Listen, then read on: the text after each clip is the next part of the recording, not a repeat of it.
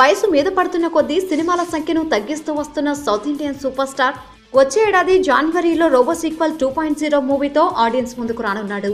450 కోట్లకు పైగా భారీ బడ్జెట్తో తెరకెక్కనున్న ఈ సినిమా బాహుబలి రికార్డులను బద్దలు కొడుతుందని చాలా మంది భావిస్తున్నారు. ఈ సినిమా ఎలా ఉంటుందనే విషయం పక్కన పెడితే రోబో సీక్వెల్ విడుదలైన 3 నెలలకే మరో సినిమాతో తమిళ తంబిలను ఎంటర్టైన్ చేయబోతున్నాడట రజనీకాంత్.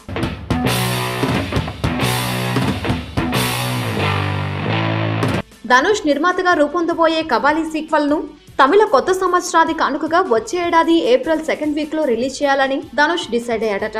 ఈ నెలాఖరు నుంచి రెగ్యులర్ షూటింగ్ జరుపుకోబోయే ఈ సినిమా షూటింగ్ ను 4 నెలల్లోనే పూర్తి చేయాలని టార్గెట్ గా పెట్టుకున్నారట దర్శక నిర్మాతలు.